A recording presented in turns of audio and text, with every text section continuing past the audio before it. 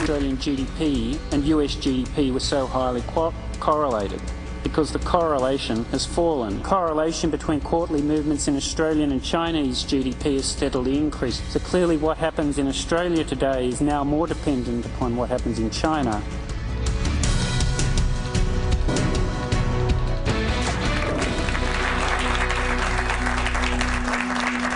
Back with global investor and capitalist Jim Rogers and Columbia University adjunct professor David Buckner. Jim, I want to start with you. You have a forum now to talk to the average American person. What do they do? What do they, because they're not global whatever. What do they do?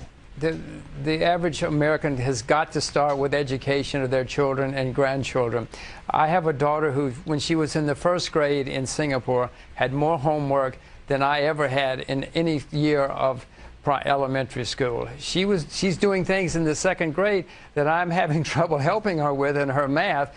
I'm going to have to call you, Glenn, and when she's in the fourth or fifth grade, because I mean, I can't believe what they're demanding of her. It's very rigorous, it's very demanding, and all these kids are working their heads off. She's in the second grade. You know, China produces something like 20 or 30 times as many engineers every year as we do in America. We don't teach math, we don't teach science, we teach self-esteem. In Singapore, you have to earn your self-esteem.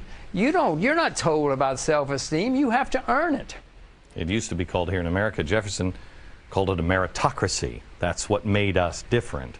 You had to earn your own way. David, what does the average person do? The individual has to inspire innovation. And what I mean by that, there's a couple of things you can do on a small level and on a large level.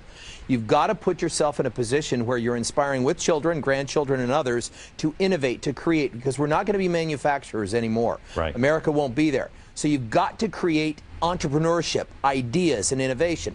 That second step is you've got to make sure that government officials and policies allow for entrepreneurship, that foster entrepreneurship and don't snuff out the entrepreneurship that in fact we will only live by. Okay, let me ask you both the same question. I'll start with you, Jim. Do you have faith, because I do, faith in the American people, or if the American people were unleashed, told the truth, and because I think a lot of people are awake now in America, and they're just looking for somebody to tell them the straight truth. If they were told the straight truth, and they were let to solve their own problems, and the government was responsible and lowered the spending dramatically, and lowered the bureaucracy of getting stuff done, do you believe we could turn the corner and turn the country around? Of course we could. We have many advantages. We're a nation of immigrants. Many foreigners come with their brains and their capital, as has been happening in America for over 100 years. We've got a lot of very smart people. But Glenn, we've got to stop spending all this money in the government. We're running up gigantic debts. You have to change the tax code to encourage saving and investing instead of huge consumption. Okay. Nobody ever got rich consuming. You get rich saving and investing. They will tell you, the devil's advocate, they will tell you, Jim, that if we stop spending, then the economy stops, because we are I mean, President Bush said, hey, you want to help the country? Go out and spend. That's a nightmare. But they'll say that if you do that, then the economy will stop, and then we're in real trouble, and we have the Great Depression. Glenn, it defies comprehension to me that people can say the solution to too much debt and too much consumption is more debt and more consumption. I cannot believe that grown-ups can say something like that and expect people to believe them. This is madness. You have to cut spending like an axe, with an axe, draconianly, and you have to change the tax code to encourage us all to save and invest instead of borrow and spend. It's madness. What are you doing in 2012? I'm just saying we'd like somebody who spoke this language to run. David, the President Bush said, go out and spend. I have absolute confidence in two things: hunger and knowledge. If people know that spending without receiving, without innovating, without growing is only debt, and not only that, spending other people's money is even worse debt, I know that that will fail. I also know that with hunger comes innovation. So when we look at these failures, you have to look at the fact that when you allow something to dive, because it's naturally failing. It will have hunger, and hunger will innovate. You look at every single recession we've had, and following every deep recession has come the boon, the huge upside, because people that are hungry innovate. Okay, when we come back, final thoughts, and I want to focus on this. They say that state capitalism, what a managed economy, what China does, is the answer. I don't think it is. Two people who spend a lot of time there and know about America, they'll answer that next.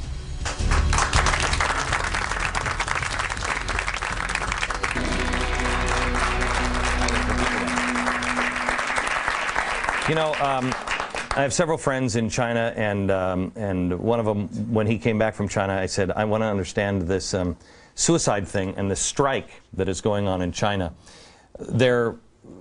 What people in America don't understand is they will build their factories and their eating places and their apartments in the same building. So you live above your workspace, and you eat and you shop and you do everything there. And people were starting to kill themselves. Some people went on strike, et cetera, which is a new idea over there. And they just raised everybody's wage from 50 cents to $1, and then they just moved to another province and build it there and start paying people 50 cents there. It is state-controlled. It was the idea that the progressives loved at the turn of the century with Mussolini. They said, this is fabulous. You can move, you're nimble, because the state will control it, but it'll still have some capitalism in it. Jim, everyone says that I've heard in, business on television and everybody else, state capitalism is the wave of the future. That's not America. No. Come on, Glenn. The Chinese call themselves communists, but listen, they're more capitalist than anybody in the world. Massachusetts is more communist than China these days. California. Come on, what are you talking about? Washington, D.C.? I'm just saying, that's what I'm hearing. I have heard, and it's the progressive movement, state capitalism. The model in China is the future, and you can't compete unless you have, I mean, honestly, I had a very big person in my office, and I almost threw him out of my office because he said, hey, the way to solve the oil thing, and he said, I advised the administration on it. Dead serious. We have to take control of the oil companies. And I said, get out of my office. I mean, it's crazy. It's not going to work. You know that as well as I do. It's only entrepreneurship and capitalism that works. And the Chinese know it too. But they'll say that it's working now. Well, the state capitalism, the concept of state control still relies upon the fact that they're focusing on the greater good. You go back to Confucius and the whole principles, the good of the larger community still comes first there. That's cultural. So there's a lot that has to shift. We start from the bottom with the individual. I say bottom meaning the individual, the soul, and move out to the greater good. They start with the greater good and move down to the individual, and the individual that does for the greater good is still a cultural issue and still very difficult for them to break out of. I mean, largely as a business culture. You guys spend time there. If I could, yes, go ahead, Jim. Glenn, Deng Xiaoping, the one who started this 30 years ago in 1978 when he said, we got to try something new, communism has not worked, said, I don't care if you call it a black cat or a white cat, as long as it catches mice. And that's the approach in China now.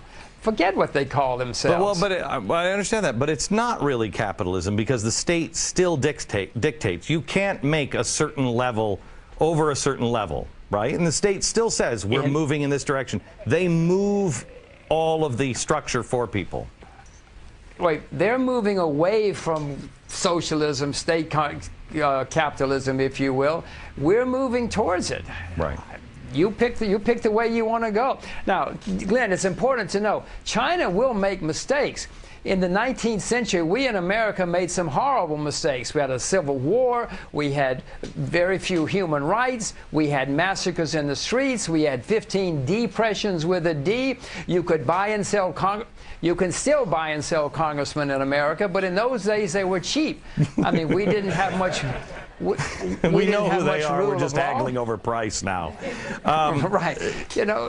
So China will make mistakes like we did. We had a great 20th century, though, even after the mistakes. So don't worry. There'll be plenty of mistakes in China. I know there will be. But the power that they wield and the amount of people, and I've got 20 seconds now. So may I ask you both if you could come back, because I want to pick it up there, maybe do another hour with you on the trouble that China has. Correct me if I'm wrong. I need just a yes or no answer from both of you. The Chinese officials are worried themselves about instability in their own country. They know how delicate this system is, and they know they're sitting on a powder keg, do they not? Very delicate And so position. does Washington. Very delicate position. Yes, so does Washington is sitting on a powder keg, too. Back in just a moment. Tonight was the beginning of education on China, but it should lead you in the E4 solution to entrepreneurship. The only way for America to regain her place in the world is with entrepreneurship and innovation. Foster it in your own family. From New York, good night, America.